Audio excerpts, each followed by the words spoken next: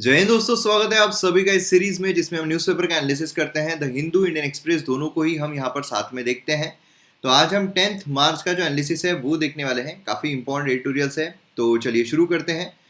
और इस वीडियो को आपके सामने प्रेजेंट कर रहा हूँ मैं, मयूर मोगरे। आप मुझे फेसबुक, इंस्टाग्राम पर फॉलो कर सकते हो। आपकी कोई भी क्वेरीज है तो आप मैसेज कर सकते हो।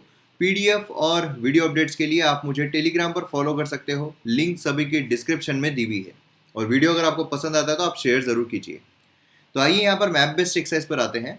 यहाँ पर अगेन मैंने मैप बेस्ड एक्सरसाइज इसलिए ली है क्योंकि कल जो मैंने आपसे क्वेश्चन पूछा था उसमें काफ़ी लोगों ने गलत जवाब जो है वो भी दिए हैं। इससे मुझे पता चल रहा है कि आप मैप बेस्ड एक्सरसाइज अच्छे तरीके से नहीं कर रहे हो। देखिए, मैं हमेशा बोलता हूँ मैप बेस्ड एक्सरसाइज बहुत इंपॉर्टेंट है और ये आपको खुद ही को करनी पड़ती है। मैं इसकी ट्रिक भी आपको बताता हूँ कि आप जब भी बेड से उठो तो सामने ही आपको जो वर्ल्ड मैप है वो आपने लगाया हुआ होना चाहिए। मतलब उठे बराबर आपने सबसे पहले तो वर्ल्ड मैप जो है उसको देखना है। हम सबसे पहले उठ कर क्या करते हैं, मोबाइल देखते हैं, किसी के मैसेज आए क्या, ये आया क्या, वो आया क्या, क्रश को जो मैंने मैसेज भेजा था उसका उसने रिप्लाई दी क्या नहीं दी। ये सारे फालतू ही बातें जो है ये अभी हमें नहीं करनी है। अभी हमें एग्जाम पर फोकस करना है, एग्जाम ओरिएंटेड ही रहना है। तो सबसे सामने आपको वर्ल्ड मैप जो है वो देखना है। देन उसके बाद वर्ल्ड मैप लगाने के बाद आप एक एक कॉन्टिनेंट पकड़ लो। मतलब आज जो है, आज आप यूरोपियन जो कॉन्टिनेंट है उसके बारे में देखोगे, यूरोप को देखोगे, यूरोप के जो भी कंट्रीज है, जो भी ओशंस है, जो भी सी है उस पर नज़र। ऐसा नहीं है कि आपको याद करना है, सिर्फ आपको नज़र फेरना है। आप आप रोज रोज रोज रोज रोज रोज नज़र फेरोगे ना तो अपने आप वो दिमाग में बैठ ही जाएगा। और आपकी आंखों में बैठना जरूरी है, दिमाग में अपने आप बैठ जाएगा, आंखों में बैठना जरूरी है, जिससे कि जब भी आपको मेडिटेरियन सी बोले तो मेडिटेरियन सी आपको अपने आप आपके आंखों के सामने दिखनी चाहिए। ठीक है। और बाद में उसके आजू बाजू कंट्रीज है बराबर मैप मैप आपके सामने आ जाना चाहिए। तो जिससे क्या होगा, जिससे अपने आप आपको जो आंसर है वो सही तरीके से पता चल जाएगा। तो यहाँ पर जो क्वेश्चन है वो है Morocco, Algeria, Tunisia, Libya, Egypt कौन से कंट्रीज जो है मेडिटेरियन सी को बॉर्डर करती है। तो यहाँ पर ऑप्शन जो है वो दिए गए हैं। आपको करना क्या है, वीडियो को पॉज करना है, इसके रिगार्डिंग इन्फॉर्मेशन लिखना है एंड इसका जवाब लिखना है और फिर वीडियो को रिज्यूम करना है। और सभी पार्टिसिपेट कीजिए, इससे आप ही का फायदा होगा। आइए यहाँ पर इंडियन एक्सप्रेस पर आते हैं। इसमें अगर हम एक्सप्लेन सेक्शन देखते हैं तो इसमें वैक्सीन पासपोर्ट जो है ये एक इम्पॉर्टेंट एडिटोरियल है। और ये क्या है, इसके फायदे नुकसान सारी चीज़ों के बारे में हम डिस्कस करेंगे। तो ये एक इम्पॉर्टेंट एडिटोरियल है जो हम कवर करने वाले हैं। देन ये जो है ये है पॉलिटिकल है, इम्पॉर्टेंट नहीं है। देन ये ओटीपी वाला है, ये भी इम्पॉर्टेंट नहीं है। देन यहाँ पर अगर हम एडिटोरियल पेज की बात करते हैं तो इसमें अगर हम देखें तो ये वाला जो एडिटोरियल है ये इंपॉर्टेंट है। अभी कुछ ही दिन पहले मुंबई जो है उसमें जो ग्रिड फेलियर है वो हमें देखने को मिला था। और ये बोला जाता है उसके पीछे चाइना की चाल है और जो हैकिंग है वो वहाँ पर की गई थी।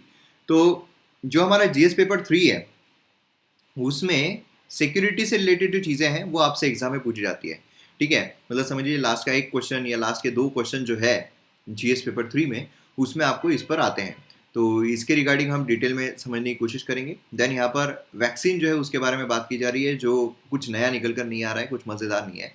देन यहाँ पर अगर हम बात करते हैं पर्स स्ट्रिंग को लूजन करने की, मतलब यहाँ पर बजट जो है, बजट में गवर्नमेंट ने अपना थोड़ा पर्स जो है उसको थोड़ा ढीला करना चाहिए। मतलब ढीला मतलब कैसे, कि ऐसे लूज कर दो, नहीं वैसा नहीं।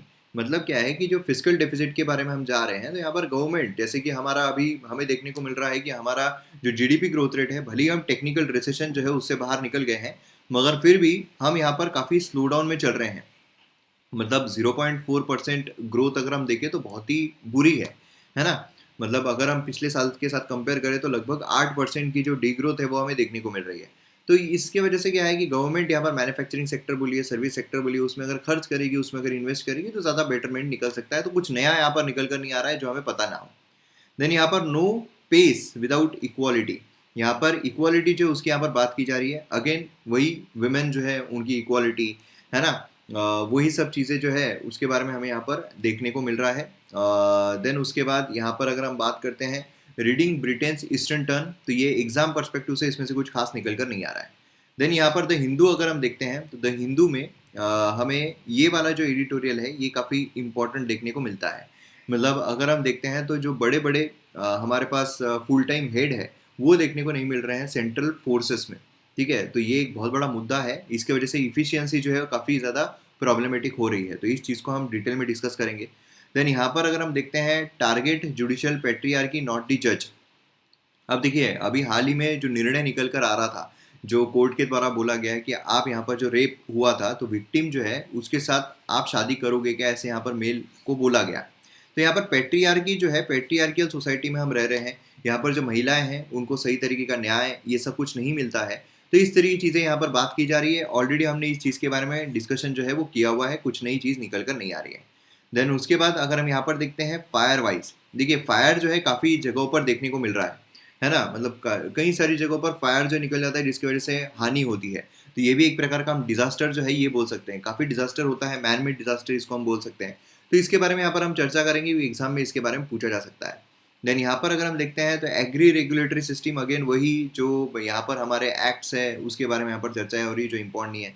देन यहाँ पर ये वाला भी इटरली इम्पोर्टेंट नहीं है। ये अगर हम देखते हैं क्वेड, तो ये हमें ऑलरेडी पता है ना, ऑस्ट्रेलिया ये सब, तो ये मतलब ऑलरेडी हमने डिस्कस किया हुआ है। तो देखिए जो हमने ऑलरेडी डिस्कस नहीं किया हुआ है उसको डिस्कस करने में ज़्यादा फायदा है। तो ये सारे इटरल मतलब इन ऑल अगर हम देखें तो आज के टॉपिक जो है ये रहने वाले हैं, firewalling the grid, then vaccine passport, then in need of full time head and fire wise.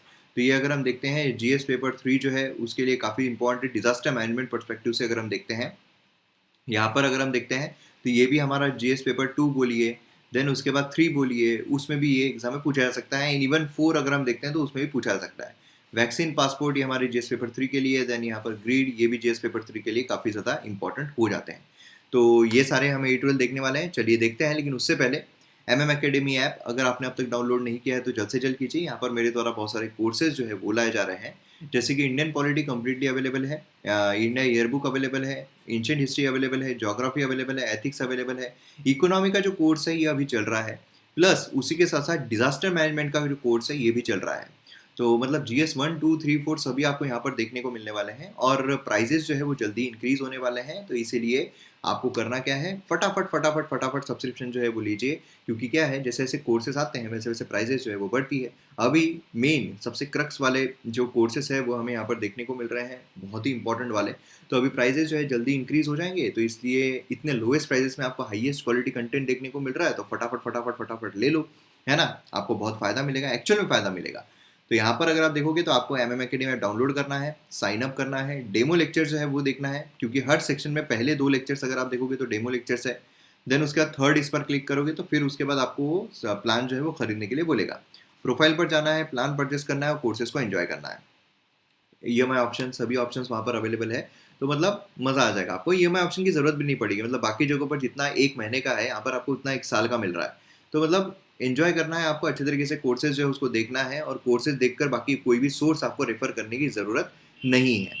और इंडिविजुअल कोर्सेज की अगर हम बात करते हैं तो उसके लिए MM एजुकेशन ऐप जो है ये भी आप डाउनलोड कर सकते हैं। यहाँ पर आपको इंडिविजुअल कोर्स जो है वो देखने को मिलेगा। फिलहाल जो पॉलिटी का कोर्स है इंडिविजुअल कोर्स वो लॉन्च हो चुका है, एंड जल्दी ही मॉडर्न हिस्ट्री का जो कोर्स है वो भी लॉन्च हो रहा है। तो इसलिए MM एजुकेशन ऐप भी आप डाउनलोड कर सकते हो। यहाँ पर अगर आप देखोगे तो यहाँ पर आपको सभी कोर्सेज ऑल इन वन है ना, लोवेस्ट प्राइजेस में ऑल इन वन आपको कोर्सेज मिल रहे हैं। यहाँ पर इंडिविजुअल आपको करना है कि बा मेरा इतना इतना हो गया है, सिर्फ मुझे ये कोर्स खरीदना है, तो उसमें आप MM एजुकेशन ऐप जो है उस पर जा सकते हो। आइए यहाँ पर हम बात करते हैं firewalling the grid, GS paper 3 के लिए इंपॉर्टेंट है। तो यहाँ पर अगर हम देखते हैं तो October 12 last year Mumbai darkness में चली गई थी। क्यों? इलेक्ट्रिक ग्रिड सप्लाई जो है वो यहाँ पर फेल हो गया था। इसकी वजह से ट्रेन, स्टॉक मार्केट, हॉस्पिटल्स जो यहाँ पर पेंडेमिक से फाइट कर रहा है वो फंक्शन करना यहाँ पर बंद कर दिए थे, स्टॉप कर दिए थे। अब यहाँ पर अगर आप देखोगे तो जो इंटरनेट है, ठीक है, इंटरनेट है उसका भी यहाँ पर इस्तेमाल जो है वो हम करते हैं, है ना, और इंटरनेट जो है उसका भी यहाँ पर फेलियर हो रहा है। प्लस यहाँ पर जब हम पावर फेलियर की बात करते हैं तो सभी जो चीज़ें हैं, क्योंकि देखिए मुंबई जो है वो हमारी फाइनेंशियल कैपिटल है, तो उस सिलसिले में अगर हम देखें तो मुंबई में हर चीज़ फटाफट फटाफट हो रही है। उसमें अगर पावर फेलियर होता है तो नुकसान जो है वो भी उतना ही गहरा होता है। तो ऐसे सिनारियो में अगर हम देखें तो इसको बोला जा रहा है कि ये हमारा जो क्रिटिकल इंफ्रास्ट्रक्चर है उस पर साइबर अटैक जो है वो एम किया जा रहा है, ऐसा यहाँ पर बोला गया। मतलब अगर आप देखोगे तो स्टेट स्पॉन्सर्ड ग्रुप जो है रेडिको, ये जो चाइना है उनकी जो स्टेट स्पॉन्सर्ड ग्रुप है रेडिको, उनके द्वारा ही कैरी आउट किया गया, जो साइबर अटैक है उनके द्वारा कैरी आउट किया गया, ऐसा यहाँ पर बोला जा रहा है। अब यहाँ पर गवर्नमेंट जो उनका क्या मानना है, तो इंडिया जो पावर मिनिस्टर है उन्होंने साइबर अटैक हुआ है इसको मना कर दिया था। मतलब पावर फेलियर जो है ये साइबर अटैक की वजह से हुआ, ऐसा मना कर दिया था। लेकिन फिर महाराष्ट्र का जो पावर मिनिस्टर है उन्होंने इन्फॉर्म किया स्टेट असेंबली में सेम डे पर कि यहाँ पर मुंबई साइबर पुलिस इन्वेस्टिगेशन ने सजेस्ट किया है कि साइबर अटैक जो है वो शायद यहाँ पर हुआ है, जिसकी वजह से जो पावर सप्लाई है वो यहाँ पर डिसरप्ट हो गया। देखिए, आपको लग रहा होगा कि अगर अटैक करना है तो ये सिर्फ पावर सप्लाई पर क्यों कर रहे हैं, क्योंकि हर चीज़ पावर सप्लाई से जुड़ी हुई है। अगर पावर सप्लाई किसी कंट्री का जाता है, पावर सप्लाई किसी रीजन का जाता है, तो वहाँ पर सारी ही चीज़ें जो है वो ठप बैठ जाती है, सारी चीज़ें ठप बैठ जाती है। ठीक है। अब यहाँ पर अगर आप देखोगे, सेंटर की जो नोडल एजेंसी है, national critical information infrastructure protection centre, उन्होंने भी यहाँ पर बोला है कि रेड इको जो है, उन्होंने यहाँ पर हैक जो है वो यहाँ पर अटेम्प्ट जो है वो किए हैं। अनदर गवर्नमेंट एजेंसी CERT-in, इन्होंने भी यहाँ पर बोला है कि यहाँ पर जो शैडो पैड मालवेयर है वो यहाँ पर डिटेक्ट किया गया in one of the largest supply chain attack, जो यहाँ पर मुंबई आउटेज में हमें देखने को मिलता है। मतलब यहाँ पर मोस्ट ऑफ द एजेंसीज जो उनके द्वारा यही बोला जा रहा है कि यहाँ पर साइबर अटैक जो है वो यहाँ पर हुआ है। अब हुआ है नहीं हुआ है ये अलग बात है, मेन इंपॉर्टेंट मुद्दा आता है कि यहाँ पर साइबर अटैक जो उसको रोका कैसे जाए। बराबर है। तो अब कैसे रोका जाएगा इसको? तो देखिए, सबसे पहले तो कंसर्न्स जो है वो काफ़ी ज़्यादा कंसर्न्स हमें देखने को मिलते हैं, जैसे कि क्रिटिकल इंफ्रास्ट्रक्चर जो है ये यहाँ पर इंक्रीजली वल्नरेबल होता जा रहा है साइबर अटैक्स को। वल्नरेबल जो है वो क्या है? तो एकेडमी ऐप पर जो डिजास्टर मैनेजमेंट के लेक्चर्स है उसमें आपने देखा होगा, वल्नरेबिलिटी जो है वो मैंने यहाँ पर एक्सप्लेन की भी है कि वल्नरेबिलिटी बेसिकली क्या होती है। मतलब उसमें डिजास्टर बोलिए, उसमें रिस्क बोलिए, उसमें एक्सपोजर बोलिए, उसमें वल्नरेबिलिटी बोलिए, है ना, उसमें समझ लीजिए कि हम यहाँ पर रिस्क रिडक्शन ये बोलिए, मिटिगेशन बोलिए, तो ये सारी चीज़ें जो है वो हम यहाँ पर डिजास्टर मैनेजमेंट में देखते हैं। और ये जो टर्मिनोलॉजीज होती है काफ़ी ज़्यादा इंपॉर्टेंट होती है। खैर, यहाँ पर तो हम साइबर सिक्योरिटी की बात कर रहे हैं, तो उसमें भी वल्नरेबिलिटी जब हम बात करते हैं, वल्नरेबिलिटी मतलब कितना ये वल्नरेबल है उस चीज़ के लिए। मतलब समझ लीजिए कि कोरोना वायरस है, कोरोना वायरस के लिए, कोरोना वायरस है वो जो वायरस है उसके लिए एक 25 ईयर्स ओल्ड यंग बॉय है, एंड यहाँ पर समझ लीजिए कि एक 65 ईयर्स ओल्ड यहाँ पर एक बुजुर्ग इंसान है। तो वल्नरेबल जो है ज़्यादा कौन है? 65 ईयर्स ओल्ड ज़्यादा वल्नरेबल है। बराबर है। तो इस तरीके से हमें यहाँ पर देखने को मिलता है। तो अभी क्रिटिकल इंफ्रास्ट्रक्चर जो है हमारे, जो काफ़ी क्रिटिकल है, जो मतलब अलग अलग पर्सपेक्टिव में काफ़ी इंपॉर्टेंट रोल प्ले करते हैं, वो काफ़ी ज़्यादा वल्नरेबल हो रहे हैं साइबर अटैक के लिए। पावर ग्रिड इकोसिस्टम अगर हम देखते हैं, मेजर टारगेट रहता है ऐसे अटेम्प्ट्स का। क्यों? क्योंकि यहाँ से सभी ठप बैठ जाता है ना, सभी बंद पड़ जाता है ना। अगर हम जनरल टेक्निक जो है उसको एनालाइज करते हैं, जो स्टेट स्पॉन्सर्ड हैकर ग्रुप्स इस्तेमाल करते हैं, तो मल्टी स्टेज अटैक जो है वो यहाँ पर ऑब्जर्व किए जाते हैं।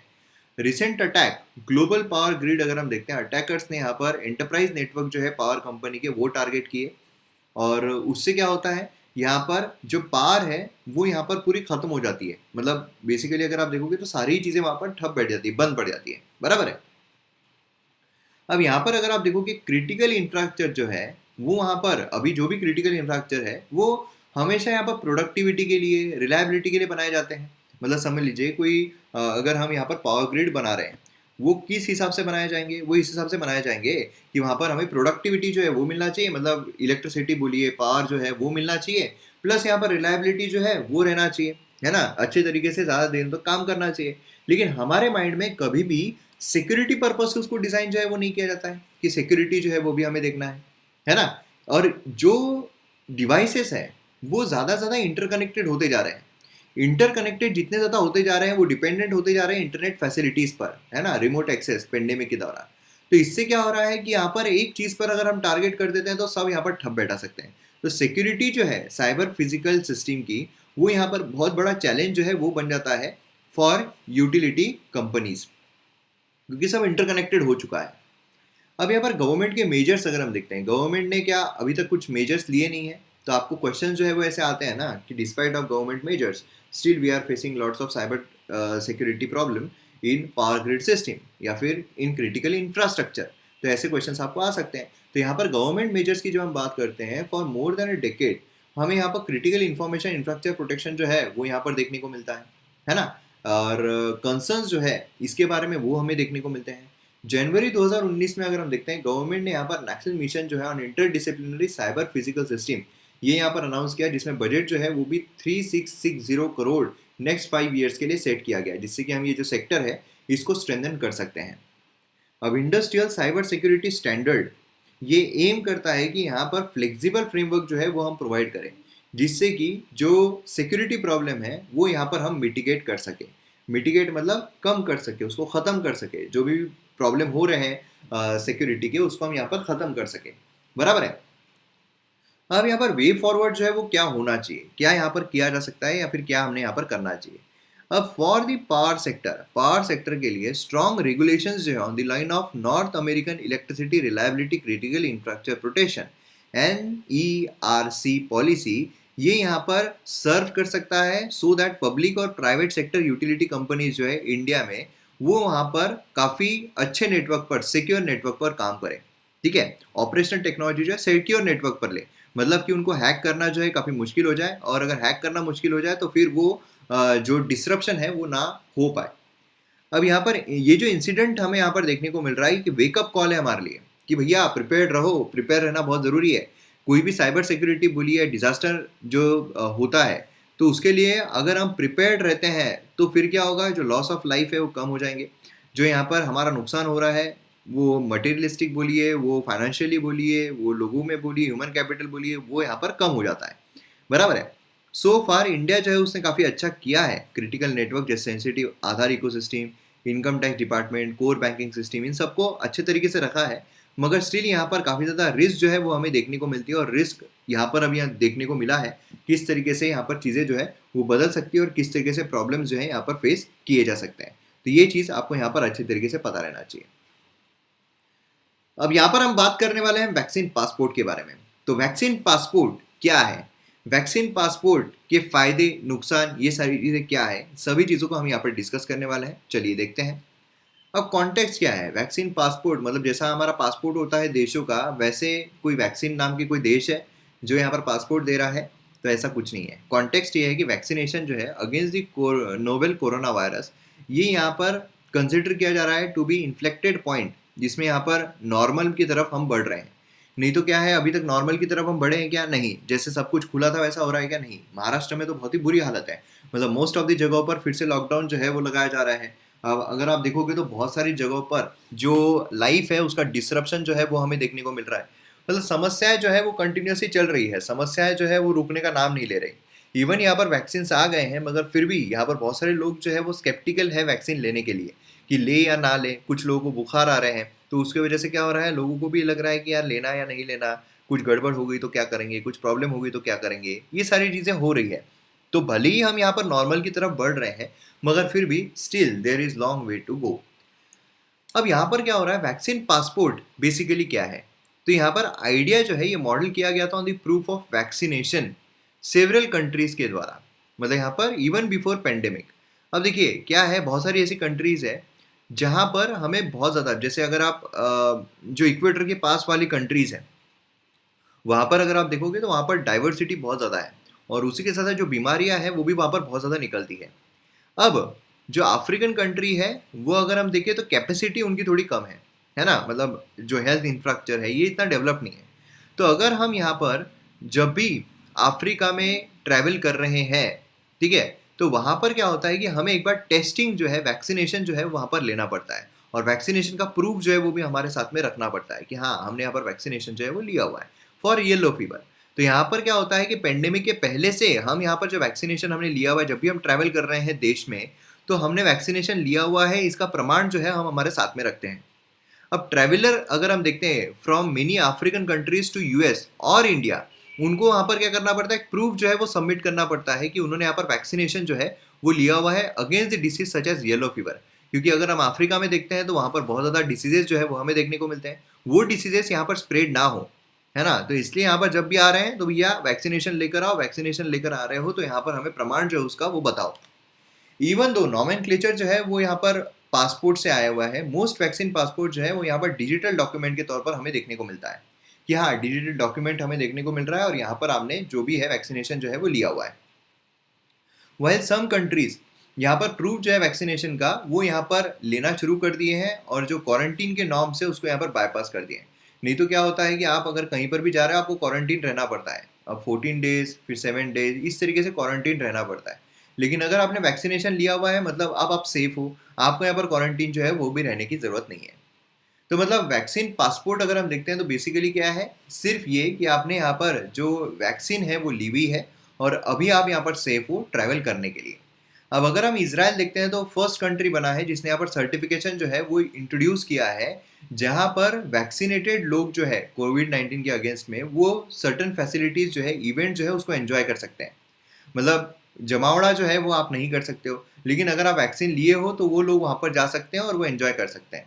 इसराइल का वैक्सीन पासपोर्ट जो है उसका मतलब है पब्लिक फैसिलिटी, जैसे कि रेस्टोरेंट हो गए, जिम हो गए, हॉस्टल्स हो गए, ये सब।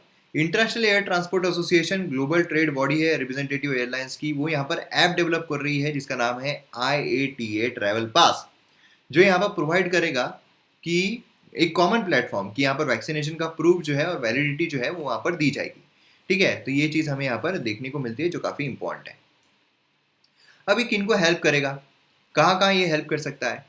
प्राइमरी बेनिफिट अगर हम देखते हैं तो टूरिज्म सेक्टर को होगा, क्योंकि लोग जो है वैक्सीन लेकर कहीं पर भी ट्रैवल डॉक्यूमेंट कहाँ इस्तेमाल करेंगे, रेस्टोरेंट में इस्तेमाल करेंगे। तो अभी भी इंडिया में तो कोई मतलब नहीं, इंडिया में तो जा ही रहे हैं, इंडिया में तो खुला है ही, है ना, लोग जो है वो तो एंजॉय कर ही रहे हैं। लेकिन टूरिज्म जो है, अगर हमें कहीं पर घूमने के लिए जाना है, अगर हमें कहीं पर फॉरेन कंट्री में जाना है, तो वहाँ पर टूरिज्म के परस्पेक्टिव से हम यहाँ पर इस्तेमाल कर सकते हैं। इवन जो हॉस्पिटलिटी इंडस्ट्री है ना, जैसे कि होटल्स हो गए, ये सारी चीज़ें हैं, तो वहाँ पर ये इस्तेमाल हो सकता है ना। एंड उसी के साथ मैन्युफैक्चरिंग सेक्टर जो है, वहाँ पर भी जो लोग हैं वो मैन्युफैक्चरिंग सेक्टर में अगर आ रहे हैं तो बिंदास वहाँ पर काम कर सकते हैं। देन लेबर्स अगर हम देखते हैं, जॉब सीकर्स जो है, जो दूसरी कंट्री में जाना चाहते हैं, दूसरी कंट्री में जॉब करना चाहते हैं, वो यहाँ पर ले सकते हैं।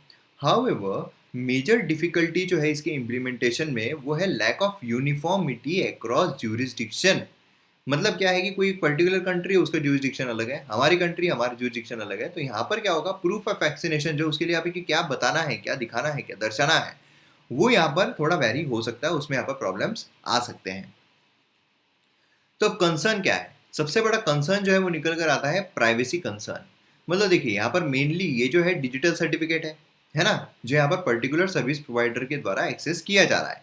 मतलब वैक्सीनेशन आपने लिए या नहीं उसका प्रूफ यहाँ पर दिया जा रहा है।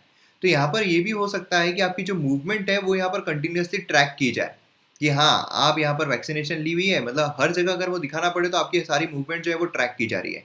समझ लीजिए कोई एक बंदा है, वो बंदा यहाँ से महाराष्ट्र से जा रहा है दिल्ली, उसकी मूवमेंट जो है वो ट्रैक हो गई। देन दिल्ली से कहाँ जा रहा है, देन यहाँ से कहाँ जा रहा है, यहाँ से कहाँ जा रहा है, पूरी मूवमेंट जो है उसकी ट्रैक की जा रही है। Considering that there is limited availability of vaccine जो है उसका लिमिटेड अवेबिलिटी जो है वो हमें देखने को मिल रही है। प्रेफरेंशियल वैक्सीनेशन जो है ट्रैवलर का, वो यहाँ पर इनएडिक्वेट सप्लाई ऑफ वैक्सीन जो है वो क्रिएट कर सकता है। हमारे यहाँ पर अभी भरपूर वैक्सीनेशन आ चुका है कि अगर भरपूर वैक्सीन होती तो फिर सभी लोगों को यहाँ पर प्रायोरिटी बेसिस पर क्यों देते, सभी लोगों को बोलते कि हाँ भैया आओ और वैक्सीन ले लो। अब यहाँ पर जो ट्रैवलर है अगर उनको हम वैक्सीनेशन देते हैं तो प्रायोरिटी पॉपुलेशन जो है वो शायद पीछे छूट सकती है। ठीक है, स्टिल क्रिटिकल अननोन, हमें यहाँ पर जो वैक्सीनेशन उसकी इफिकेसी जो है उसके बारे में अच्छी तरीके से इंफॉर्मेशन नहीं है। तो अगर किसी ने वैक्सीन लिया भी है और अगर वो कोई और कंट्री में जा रहा है तो क्या भरोसा कि उसको सही में वायरस हो ना हो, है ना। तो ये सारी चीज़ें जो है ये मुद्दे निकल कर आ रहे हैं, कंसर्न जो है वो निकल कर आ रहे हैं। तो मैं उम्मीद करता हूँ कि यहाँ पर वैक्सीन पासपोर्ट क्या है, इसके कंसर्न्स क्या है, इसके फीचर्स क्या है, सभी चीज़ें आपको समझ में आ गई होगी। अब यहाँ पर हमें देखने को मिल रहा है इन need of full time heads. देखिए यहाँ पर फुल टाइम हेड जो है वो हमें यहाँ पर देना बहुत ज़रूरी है। बेसिकली किस बारे में, तो यहाँ पर कॉन्टेक्स्ट अगर हम देखते हैं तो बहुत सारे सेंट्रल फोर्सेस जो है वो फंक्शन कर रहे हैं बिना रेगुलर चीफ के। ठीक है, और इसके वजह से जो इफिकेसी है वो भी यहाँ पर काफ़ी ज़्यादा हैम्पर हो रही है।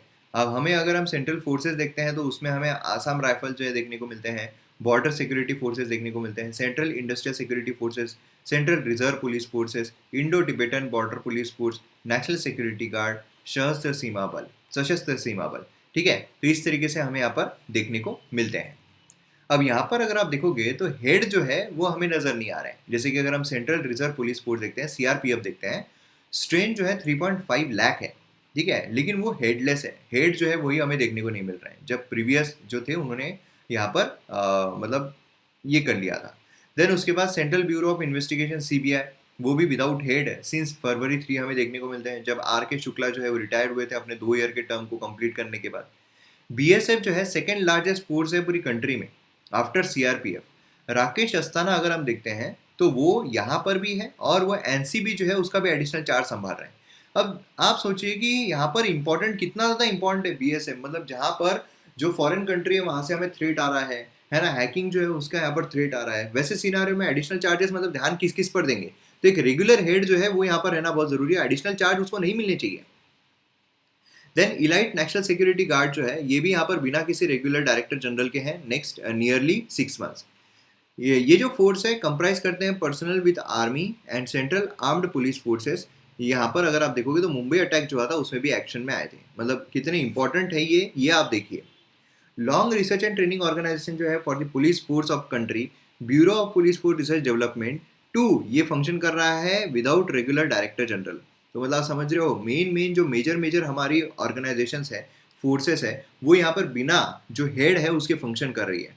तो यहाँ पर कितना प्रॉब्लम है, मतलब एक तो वैकेंसी मत निकालो, वैकेंसी नहीं निकाल रहे हैं, ऊपर की पोस्ट पर प्रमोशन भी मत करो, और उसी के साथ क्रिटिकल जो पोजीशन है वहां पर तो प्रमोशन सही तरीके से होना चाहिए, है ना। कंसर्न्स यहाँ पर अगर हम देखते हैं तो कंसर्न है कि यहाँ पर बहुत सारे सेंट्रल फोर्सेस जो है बिना रेगुलर हेड के काम कर रहे हैं, तो वहां पर जो मतलब इफिशियंसी है वो यहाँ पर कम हो जाती है ना। अब यहाँ पर ये पाइवटल रोल जो है वो प्ले करते हैं हमारे इंटरनल सिक्योरिटी को मेंटेन करने के लिए, लेकिन फिर भी जो यहाँ पर राइट काइंड ऑफ ऑफिसर होना चाहिए वो यहाँ पर नहीं दिखाया जा रहा है। सीरियसनेस जो है वही नहीं है, मजाक चल रहा है यहाँ पर, है ना, गजब बेइज्जती है।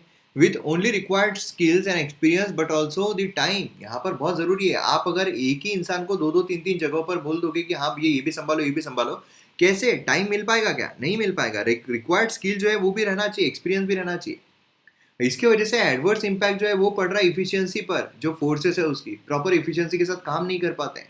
ऑफिसर जो है यहाँ पर प्रोविजनल चार्ज होल्ड कर रहे हैं, वो यहाँ पर क्या करते हैं, शाय वे मेजर पॉलिसी डिसीजन लेने के लिए कि नहीं यार हम कैसे, नहीं हाँ अरे तुम क्या हुआ, कुछ गलत हो गया, है ना। तो ये प्रॉब्लम्स हमें देखने को मिल रहे हैं।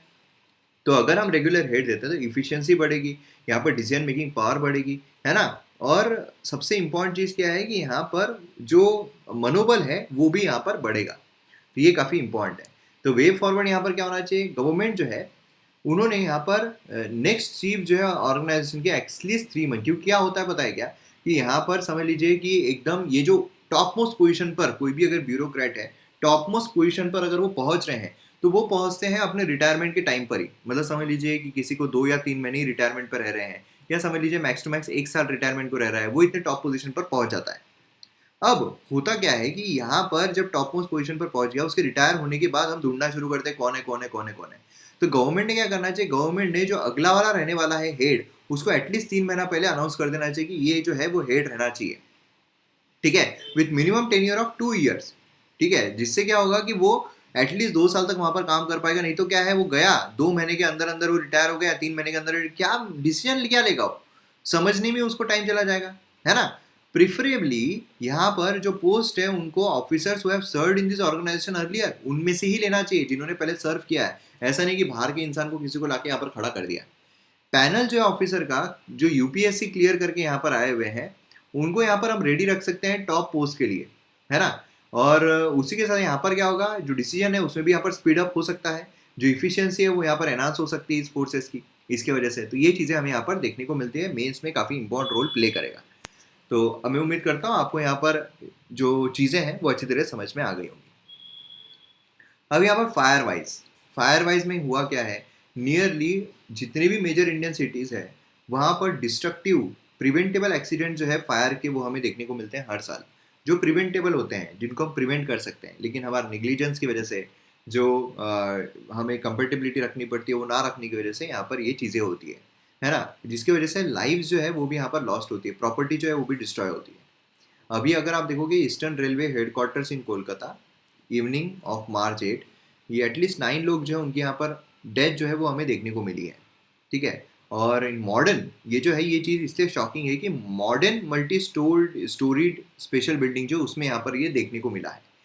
तो अब यहाँ पर बहुत सारे सवाल निकलते हैं कि फायर सेफ्टी, जो बेसिक फायर सेफ्टी है वो इतने पुअर क्यों है ना। और उसी के साथ साथ यहाँ पर जो हमारा फायर मिटिगेशन टेक्नोलॉजीज है उसमें हमें अब्सेंस जो है वो क्यों देखने को मिल रहा है, ये सारे क्वेश्चंस यहाँ पर निकल कर आते हैं।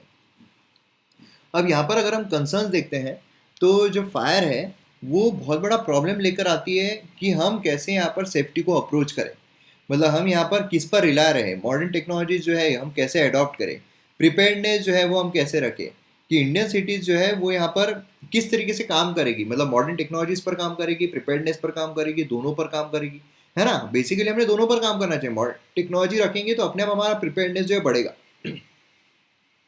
ऑफिशियल सर्टिफिकेशन जो है ये यहाँ पर अगर आप देखोगे तो ऑफिशियल सर्टिफिकेशन दुप्पल में ही बन जाता है। पैसे खिला दो, ऑफिशियल सर्टिफिकेशन बन जाएगा। मेन इंपॉर्टेंट है कि उसको फॉलो, एक्चुअल में फॉलो करना। उसके लिए हमें यहाँ पर क्या करना पड़ेगा, जो लोग हैं उनको, मतलब यहाँ पर ऐसा नहीं कि यहाँ पर पुलिस राज जो है वो बढ़ा दिया जाए, लेकिन यहाँ पर हमें एक्चुअल में जो लोग सही तरीके से उसके ऊपर ध्यान दे उन पर यहाँ पर रखना पड़ेगा। देन उसी के साथ साथ डेथ टोल जो है काफ़ी ज़्यादा बढ़ जाता है ना, काफ़ी बढ़ जाता है। तो इसके लिए क्या है कि यहाँ पर हमें फायर सेफ्टी अपग्रेडेशन जो है बहुत ज़्यादा ज़रूरी है। एक मिशन की तरह इस पर हमें काम करना पड़ेगा। क्यों? एक बहुत ही खूबसूरत लाइन यहाँ पर लिखी गई है और ये डिजास्टर मैनेजमेंट परस्पेक्टिव से बहुत इंपॉर्टेंट लाइन है। Safety favours only those who are prepared. Safety जो है सिर्फ उनको फेवर करती है जो प्रिपेयर्ड है। ठीक है, लकी जैसा कुछ नहीं होता है, लकी वो है जो अपने आप को प्रिपेयर्ड रखते हैं। ठीक है, तो ये जो चीज़ें हम हर जगह इस्तेमाल कर सकते हैं। तो यहाँ पर हमारा वीडियो जो है वो खत्म होता है। मैं उम्मीद करता हूँ आपको वीडियो पसंद आया होगा। पसंद आया तो शेयर जरूर कीजिए और MM academy MM education app download जरूर कीजिए। मिलते हैं हम अगले वीडियो में। जय हिंद।